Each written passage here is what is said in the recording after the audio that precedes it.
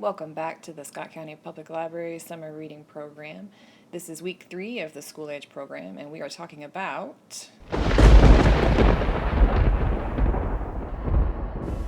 the ancient Greeks have had a major influence on the world. Their culture has influenced everything from democracy, the Olympics, architecture, art, philosophy, science, and even math. The ancient Greeks believed that deities were all-powerful and determined every aspect of their lives. If you got sick, it was probably because you had displeased an immortal being. The same applied to bad weather, poor harvest, or defeat in battle. In Greek mythology, the Titans were the first rulers of the world. The Titans were followed by the Olympians. They were called the Olympians because they were believed to live on Mount Olympus. Some of the Olympians include Zeus, Hera, Apollo, Aphrodite, Hermes, Poseidon, and that's just a few. Greek myths teach us all about the gods, goddesses, heroes, creatures, and the rituals of ancient Greece, and they are still fascinating to read today. Here's just one small example of Greek mythology.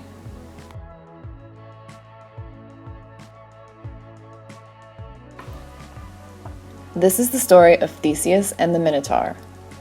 King Minos of Crete hated the people of Athens. He had sent his son to Athens to participate in the Athenian Games, and his son had been killed there. In order to prevent a war, the king of Athens agreed to send 7 boys and 7 girls to Crete to be eaten by the Minotaur, which was a half-man, half-bull who lived in the labyrinth on Crete. A labyrinth is a giant maze.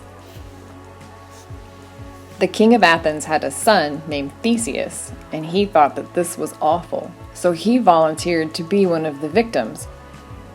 Theseus vowed that he would kill the Minotaur inside the labyrinth, and he would free Athens from their debt to Crete. After arriving in Crete, King Minos soon realized that Theseus was the son of the king of Athens. King Minos was convinced that Theseus would never defeat the Minotaur, so he saw no problem in letting him continue with his plan.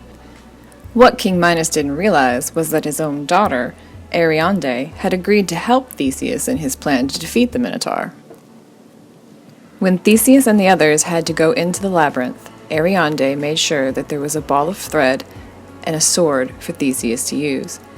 Ariadne stood outside the door and held one end of the thread, and Theseus held the other end as he walked through the maze so that he would be able to find his way back. The labyrinth was a giant maze of cold, dark passages, and Theseus struggled to find his way in the dark. Eventually, he could hear the monster, and the Minotaur attacked. Theseus struggled in the dark with the Minotaur, and for a moment he didn't think he would be successful, but eventually Theseus was able to kill the Minotaur. In his struggle, Theseus had dropped his end of the string, and for a moment he panicked, but he was able to find it and lead his way back to Ariadne and the door. Ariadne released the Athenians from the labyrinth, and they all escaped in the night from Crete.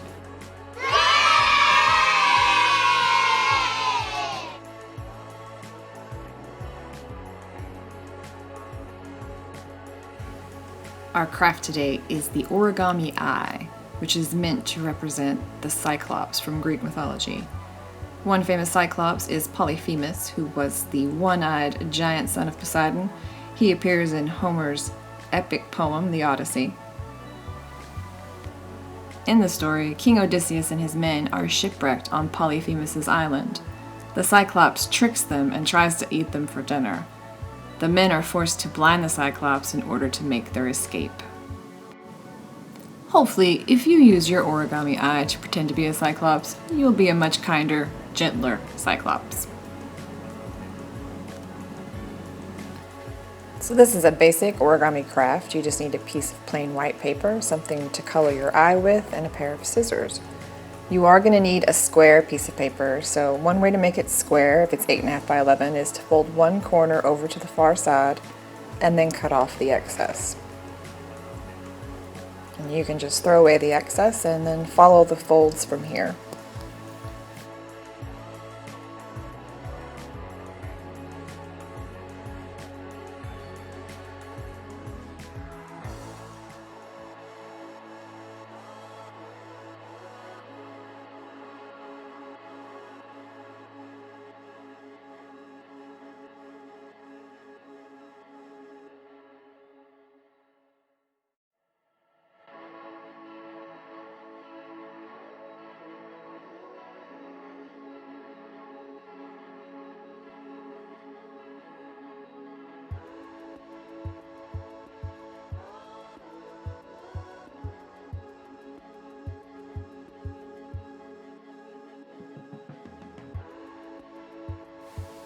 Alright, and once you get to this step, this is where you want to color your eyeball, and you can design it however you want.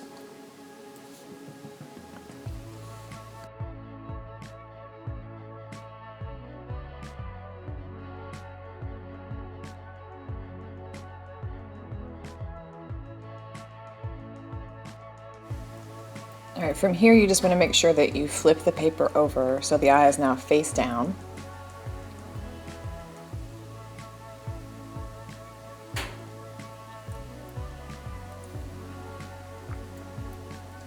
And this might be the only part that people find tricky. You just need to fold each corner so that it's eventually going to look like a diamond. And those pieces, they won't lay flat, they'll stick up so that you can squeeze them to make the eyeball move.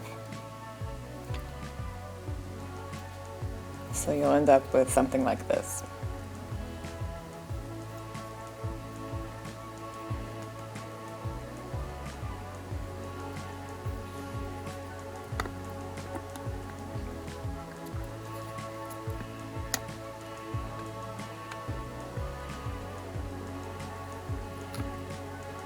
And from here you can add some extra decoration. You can give your eyeball some eyelashes or some eyeliner, whatever you want.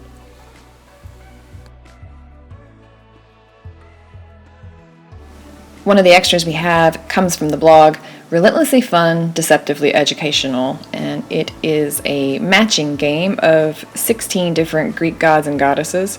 It's very pretty colors. I will put the link for the website in the description below. But we will also print these free of charge at the library if you're not able to print them yourself. And you can play a couple different games. You can either make it into a matching game.